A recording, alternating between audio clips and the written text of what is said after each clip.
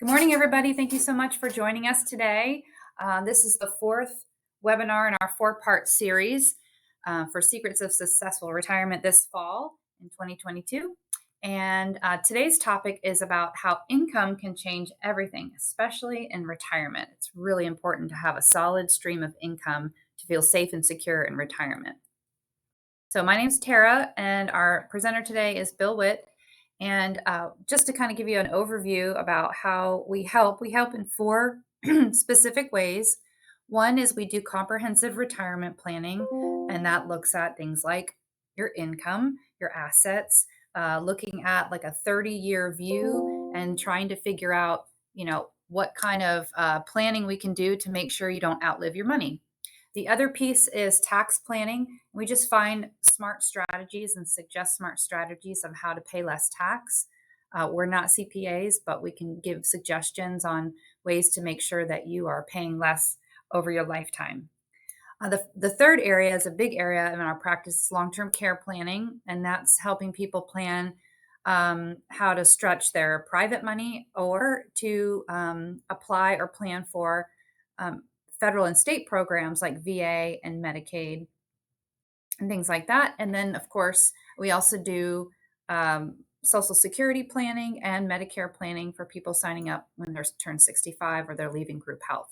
And then the last is estate planning, just making sure that your estate's in order and showing you ways to avoid probate and to pass what you want on to your heirs. All right, so just to kind of give you a heads up, everyone's financial situation is unique, and the results in the case studies we use are just examples. And of course, historical performance is no guarantee of future performance because we don't know what's going to happen in the future. So with that, I'm going to pass it on to Bill to talk to you about how we can get some more income in retirement. Hey, thank you, Tara. And welcome everybody to the fourth part in our series. All of our webinars are recorded and stored on our website. So if you missed some of the past ones on Social Security or on long-term care planning, feel free to visit srctexas.com and you'll find a recording. There's a resource tab, tap on that, and all of the recordings are stored so you can listen to them at your leisure.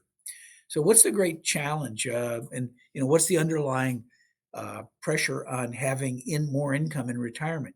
And really the challenge is we're living a lot longer, which translates into our money has to last a lot longer and avoid a whole gauntlet of risks in retirement. And if you're turning 65, or if you are 65 today, men have an average life expectancy of 18 years. If you're a woman, your average life expectancy is an additional 20 years. So what this tells us is men are going to live on average to age 83, women to age 85. But because these are average numbers, fully half of us will live beyond this. And if you live long enough in retirement, your money has to last and stay with you. And over the years, Tara and I have investigated how income plays into this. Longevity is not the only risk we face. There's a whole host of other risks. And I like to think of retirement as kind of like running a financial marathon. Longevity is definitely important. We want our money to last as long as we do. But as we see today, there's a lot of other factors that affect us. One is inflation. The cost of everything is going up, which means our buying power is essentially being eroded. We need to keep up with inflation so that we can live the lifestyle we want. We're also experiencing very uncomfortable stock market corrections. These happen every 7, 8, 10 years. And when they happen, it affects people. It's not a pleasant time. Another factor that people have told us about over the years is taxes. And how do they play in? Well, you know that our government continues to run these massive deficits. And back during the Trump administration, they put in lower tax rates to try to stimulate the economy. But those tax rates are going to expire in 2025. And when they do, we're all going to be paying more taxes. The government will probably need more money to operate. So we expect taxes to go up in the future. This is something that concerns a lot of our clients. Another factor, and as Tara mentioned, this is a big part of our practice. It's actually where our practice started back in 2000, is doing comprehensive long-term care planning. Long-term care, we talked about this last week, did a webinar on it. You can go and listen to it. But this is probably the greatest financial risk many people will face in retirement. And so we need to have a plan to figure out how we're going to pay for long-term care. On the right side, you see other items like management fees.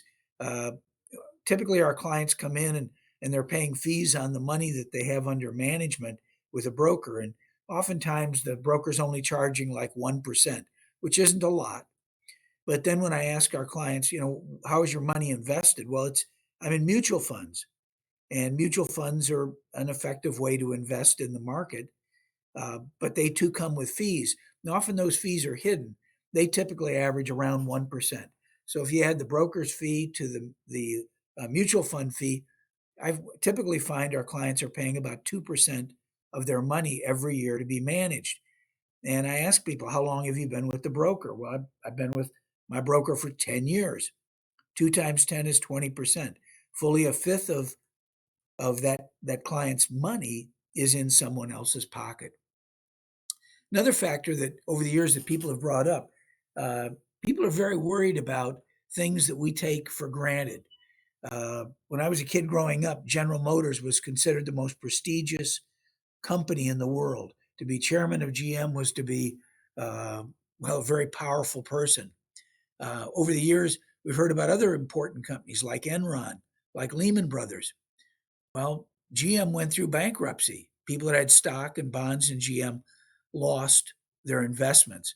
If you remember Enron, at one point they were the highest flying uh, petroleum and energy company, and then suddenly they collapsed. We had a client that was worth almost $1 million in retirement money in his 401k, and when Enron uh, uh, collapsed, his total investment was worth about $1,700. He lost everything.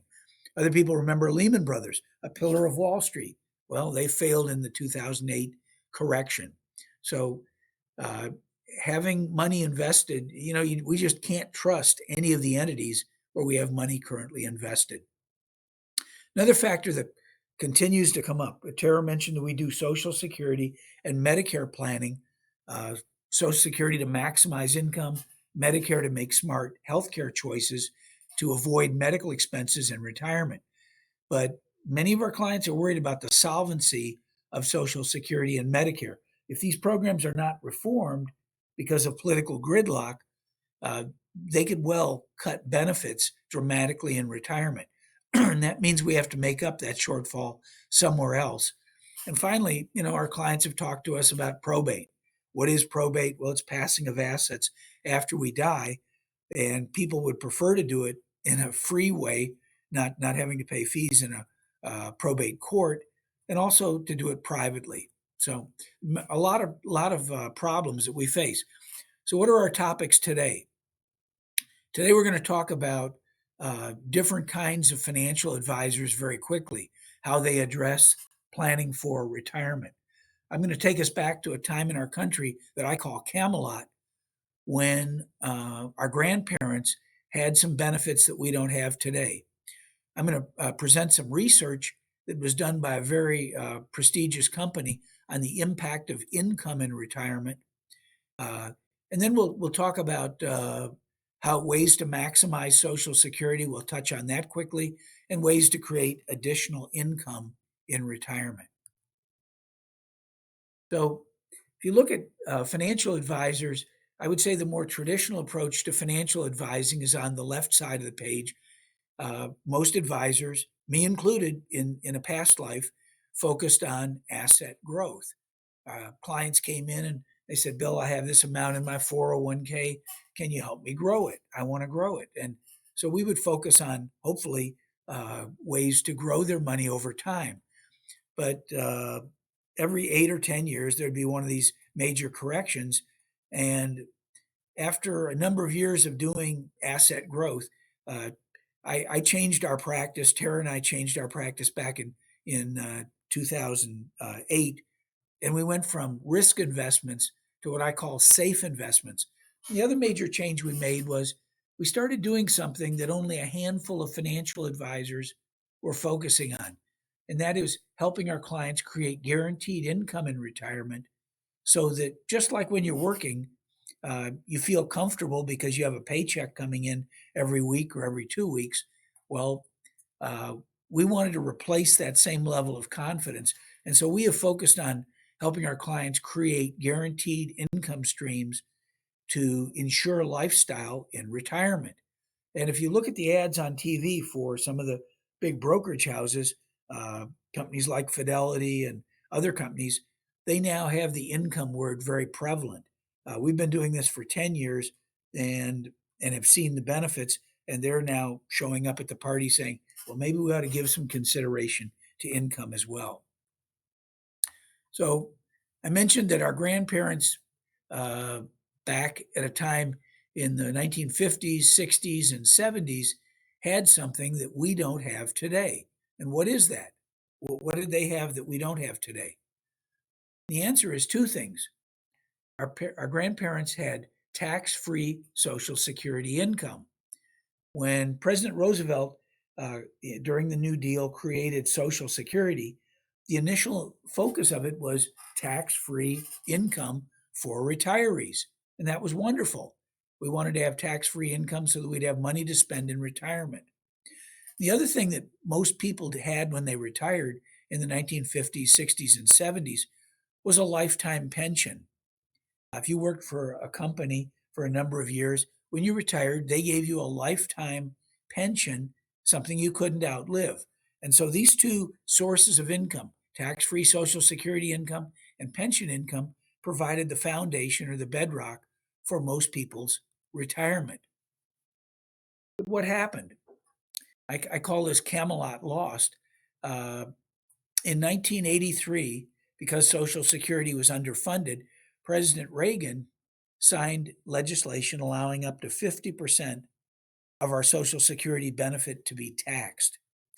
Well, that wasn't good enough. In 1993, President Clinton followed up, and today up to 85% of Social Security is subject to taxation. That's kind of a sad loss. I'm sure Roosevelt would be very disappointed if he knew what was going to happen to this great benefit that he had provided. What's the other thing that happened? In the late 70s, early 80s, we started to see the evolution of a different way to plan for retirement. And this was a 401k. Businesses that offered pensions started looking at their pension funds and realized something. They had built the planning for the pension funds assuming that people would live a certain number of years in retirement. But as we saw earlier, longevity continued to increase in this country. Better medicine, better therapies and care. People were living longer. The end result was pension funds were underfunded, and so rather than deal with uh, the the uh, the underfunding, what did the companies do? They discontinued pensions and they brought out a new solution called a 401k. They'd create a bucket of money. Uh, Employees could contribute to it, employers could contribute to it. And then when you retired, you were handed this bucket of money and it had to get you home. So no longer was the company on the hook to ensure you made it through retirement successfully. Now you had to manage your own affairs and make sure you don't run out of money in retirement. Well, our goal in our practice is to recreate Camelot. Our goal is to create the peace of mind that our grandparents had of Camelot. And if you think of it this way, if you have income to cover your expenses uh, when you're in retirement, do you really care what the stock market does or what the Federal Reserve does with interest rates? I don't. If you've got enough income coming in, you have peace of mind. You know that your lifestyle is built in. You know that you can't outlive your money. So Tara and I like to think of, when we build a retirement plan, it's kind of like building a house. And what is the quality of a good house? It starts with something. And what it starts with is a solid foundation. And so we work with families to take a portion of their savings that they've earned during their working years. Usually it's in a 401k. And we use a portion of that to build an income stream that supports lifestyle. And we're going to talk about different ways to do this during our presentation today. But said another way, if you don't have income in retirement, what is your retirement like? Well, it's like a house without a solid foundation. It's subject to the whims of the market. It's subject to inflation. It's subject to uh, taxes. It's subject to interest rates. It's impacted by a number of factors, and these are things that cause people to stay up and lose sleep at night, worrying if they'll outlive their money. So, this presentation is really about the power of income, and we net it down to one very simple sentence. People with more guaranteed income in retirement have better financial and emotional outcomes. And these aren't our words. Uh, Back when I wrote my book during the pandemic in 2020 and included a chapter on the power of income, I did some research. I wanted to know if any other financial institutions were seeing the results that Tara and I were seeing. Because around 2010, we switched our practice and started focusing on income. And as Tara mentioned, we have powerful software that can forecast out 30 years into the future where people are going to be.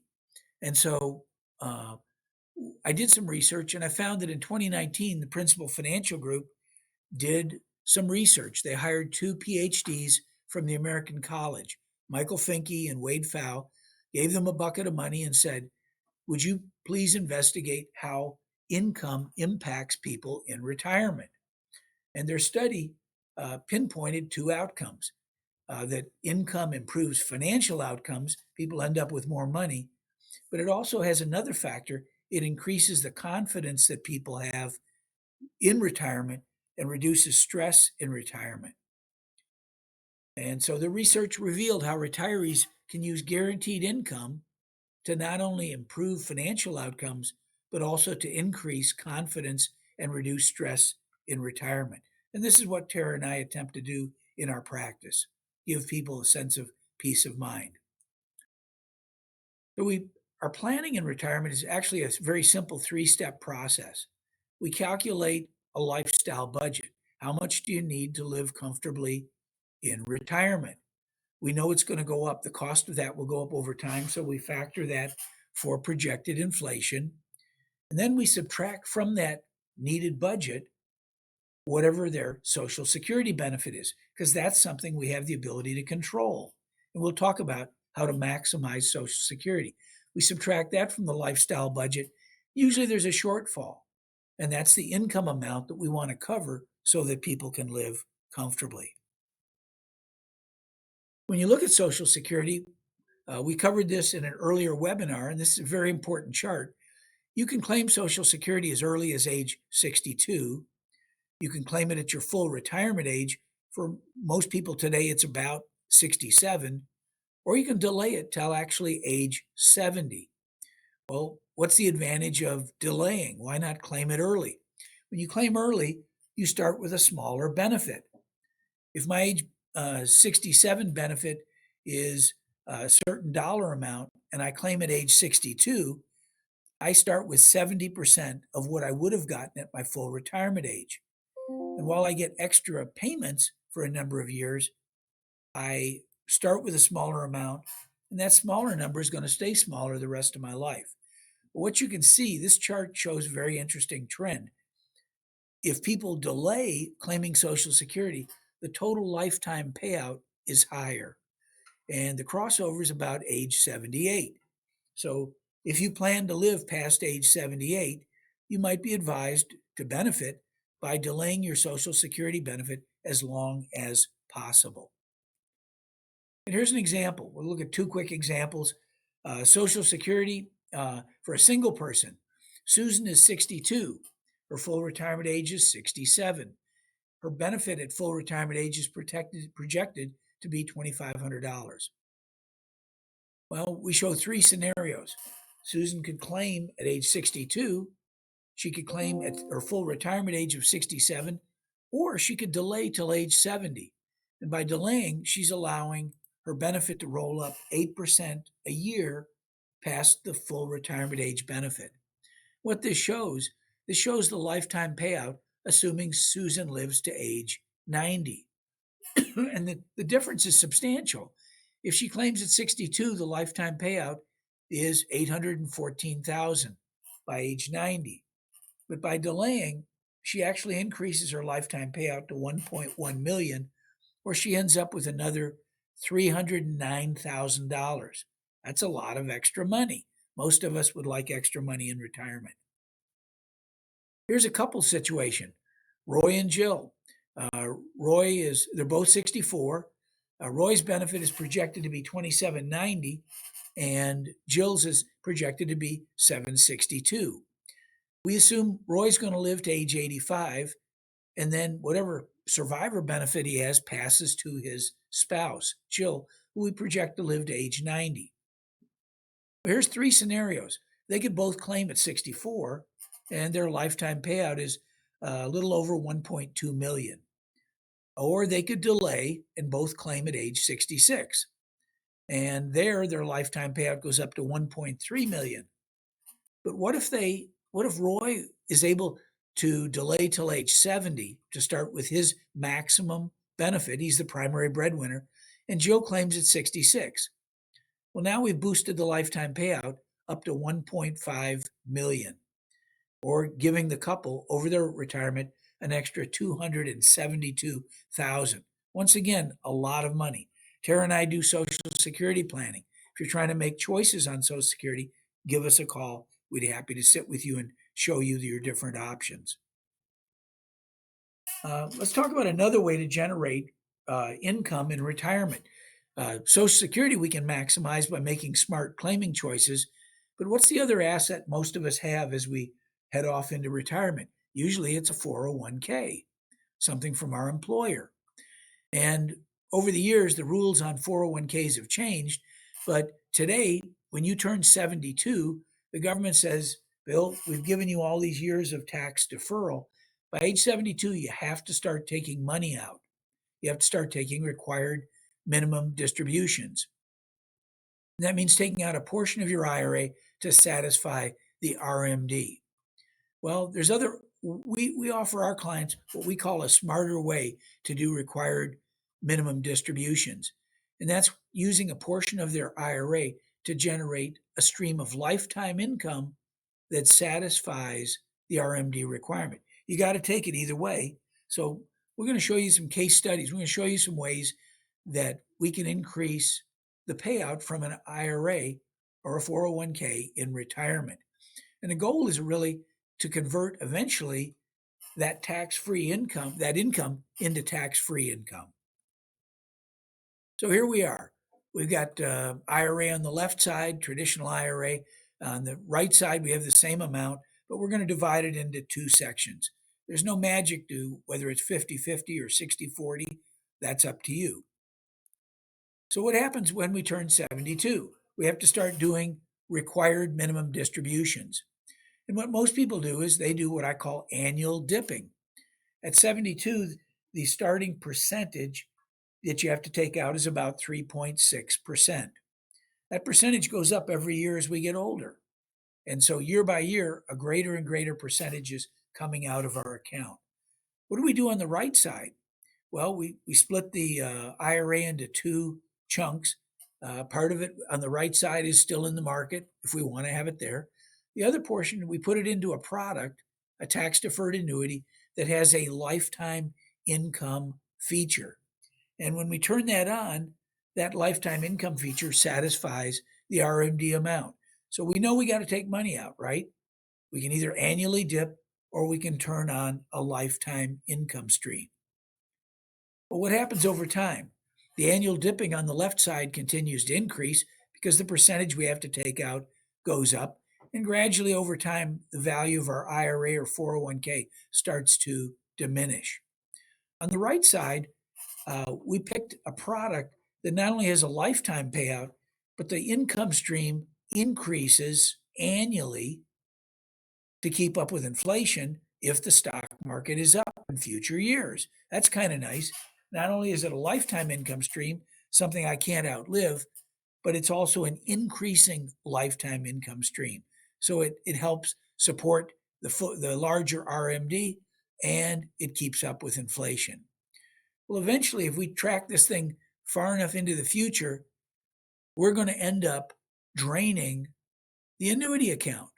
So on the left side, we're taking out more and more money. Our dipping keeps going up and the value of our IRA is declining. What about on the right side?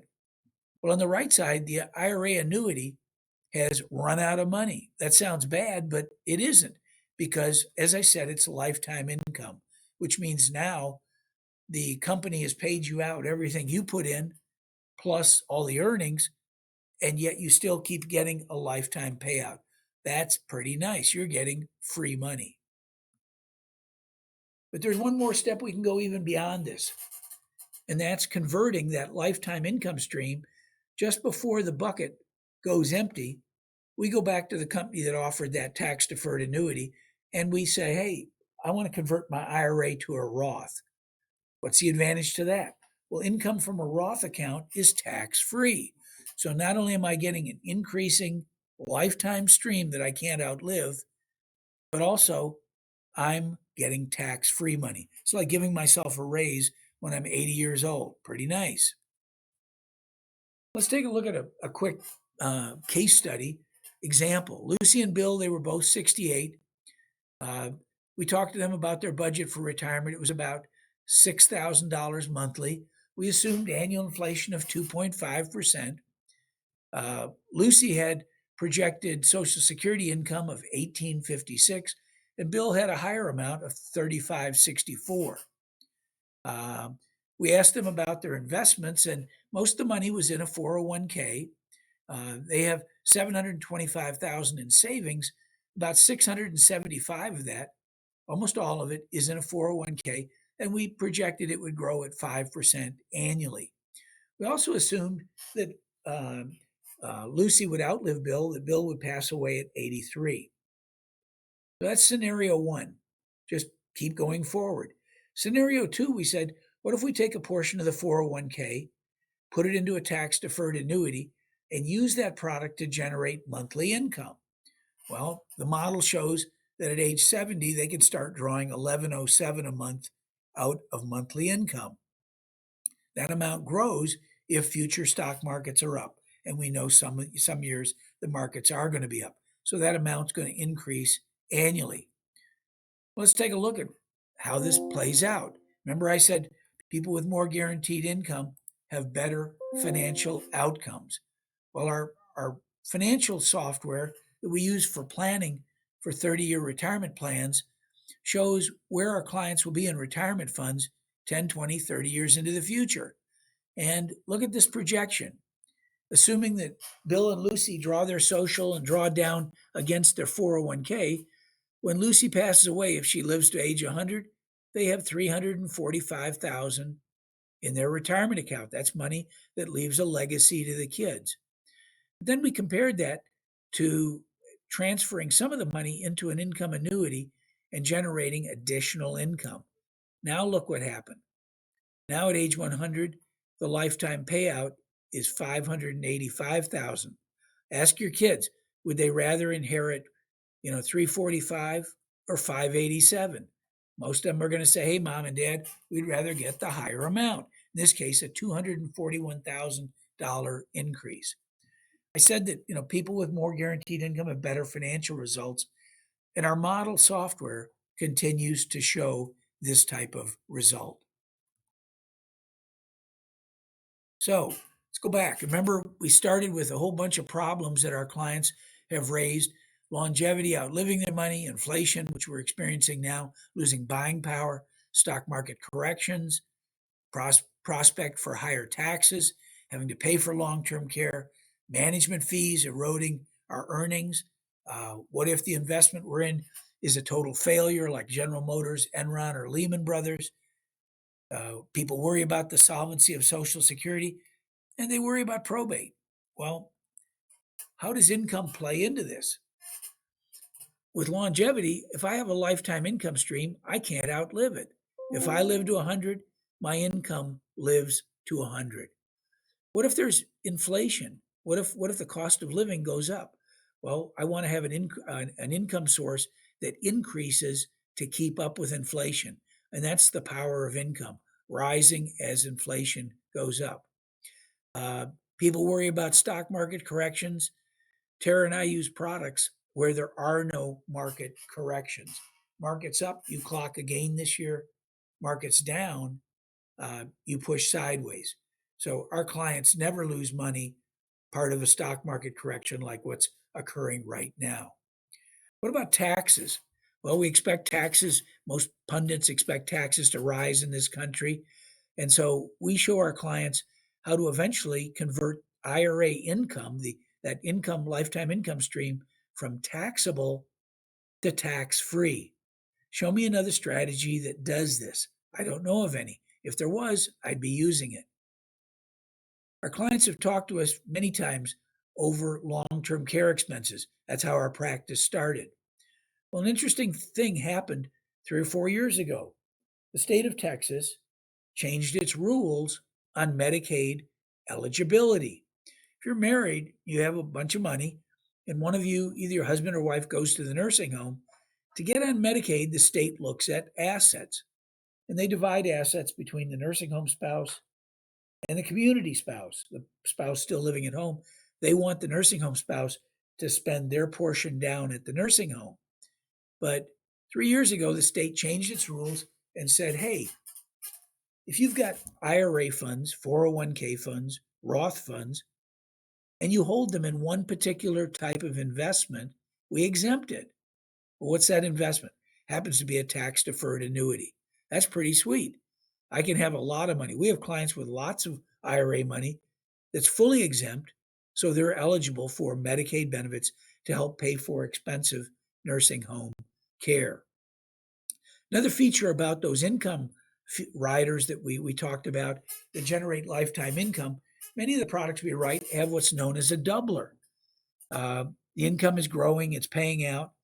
But if I need long term care at home or in assisted living or in a nursing home, the company will double the income stream for up to 5 years, as long as there's still some money in my bucket inside the investment. That can be sweet. That can help offset the cost of long term care. Uh, in management fees, we talked about people paying 2% or more for their money to be managed every year. What about a product that has no fees at all? I kind of like that. Whatever you earn, you get to keep. We have a variety of products that offer no fee options. Then the next thing that people worry about is, what if one of my major investment partners at General Motors, I've got investments in Enron or Lehman Brothers, they went out of business. Well, all of the money that Tara and I manage is government guaranteed. What does that mean? It means if you invest in products, you want those products to be backed up by a government guarantee. So even if the company fails, which would be highly unlikely, all of your money is still there. I like that.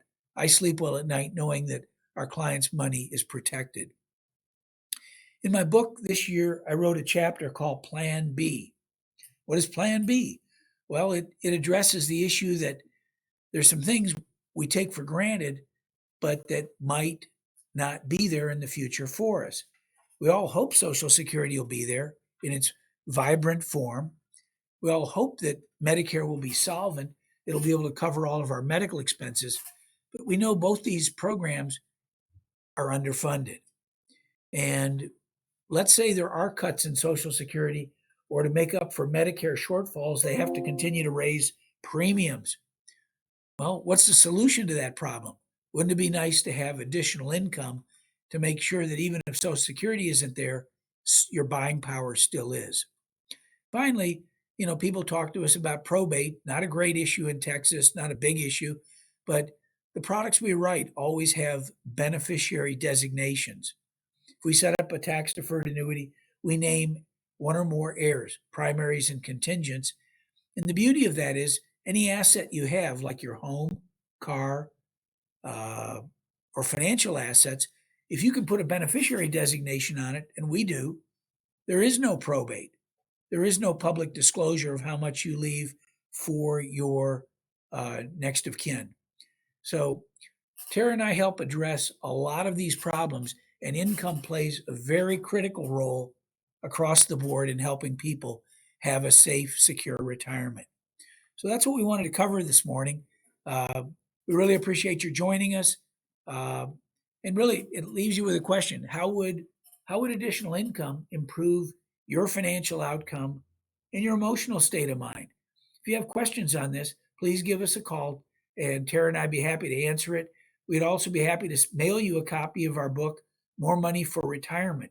It's about a 1-hour read, but it addresses all the topics that Tara and I handle in retirement, all the topics where we help people, and it explains our philosophy for building a safe and secure retirement plan.